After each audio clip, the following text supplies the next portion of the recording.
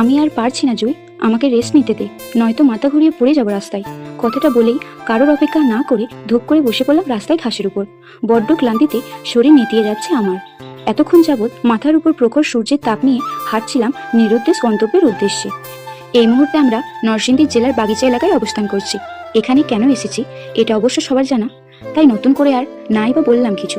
তবে এই মুহূর্তে আমার সঙ্গে রয়েছে আমার 4 বান্ধবী জুইকে সহ, মাহি, মাইশা, সুমি আর আমি। সবার চোখে মুখে ক্লান্তির চেয়ে হতাশায় বেশি, সেই সাথে কাঠফাটা রোদের অতিষ্ঠ বিরক্তি। আমাকে পা ছড়িয়ে রাস্তার ঘাসের উপর বসে থাকতে দেখে সামনের থেকে দ্রুত এগিয়ে আসলো জুই।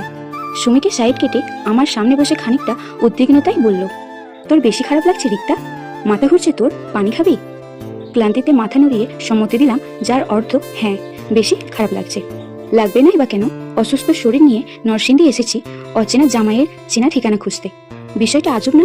সত্যিই আজব, কিন্তু আমার ক্ষেত্রে যেন এইসব আজব কারবার একটু বেশি হয়ে থাকে। চট্টগ্রাম থেকে বাসায় এসেছি আজ 8 দিন গিয়ে 9 দিন হলো। 104 ডিগ্রি জ্বর নিয়ে বাসায় এসেছিলাম সেদিন। আরিফ ভাইয়া আমাকে আর জুকে নিয়ে এসেছিল চট্টগ্রাম থেকে একদিন হসপিটালে রেখে। তারপর থেকে আমি আশুগঞ্জ নিজের বাসায় আছি। আজ বিগত 8 দিন লাগলো আমার সুস্থ হতে। এখনো পুরোপুরি সুস্থ নই আমি। তারপরেও বান্ধবীদের হাত ধরে চলে আসলাম নরসিংদী জেলায় আমার অচেনা জামাইকে খুঁজতে। কোথায় তার খোঁজ পাবো জানি না, তবে হাল ছাড়িনি, এখনো খুঁজে চলছি। কারণ তার সাথে আমার এখানেই দেখা হয়েছিল, তাই আমার বিশ্বাস তার ঠিকানা এখানে পেয়ে যাব।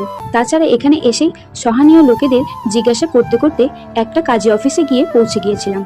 সেখানে আমাকে বিয়ে পড়ানো ওই বৃদ্ধা লোকটি ছিল না।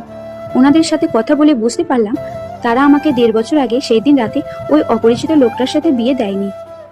নিরাশ হয়েছিলাম আমরা সবাই। তবে লোকটা আমাদের আরো একটা কাজী অফিসের ঠিকানা দিয়েছে আর বলেছে সেখানে গিয়ে খোঁজ করতে। এখন সেই ঠিকানা অনুযায়ী হাঁটছিলাম আমরা, কিন্তু পথের মাঝে ক্লান্তিতে বসে পড়লাম রাস্তায়। বড় বড় শ্বাস নিতে নিতে মুখের নাকাব মাথার উপর তুলতে তুলতে দুর্বল গলায় বললাম, দে পানি দে, খাবো। আমার অসুস্থতা দেখে মায়েশা, মাহি, সুমি 3 জনেই আমাকে গোল করে দাঁড়ালো চারপাশে। গায়ে সবার বোরখা পরিহিত। মায়েশা, সুমি নিজেদের বোরখা পরলেও আমি, জুই, মাহি পরেছি যার যার মায়ের বোরখা। বয়স্ক মায়ের বোরখা ছোট মেয়েরা পরলে কেমন হবে বুঝতেই পারছেন। আমাকে আর বলে বোঝাতে হবে না, অর্ধপাগল বুড়ির মতো লাগছিল এক একজনকে।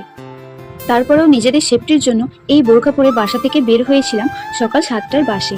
আমাদের সবার পরিবার জানে আমরা সবাই সুমিদের বাসায় যাচ্ছি, আর সুমির বাসায় জানে ও আমার বাসায় এসেছে আমাকে দেখতে।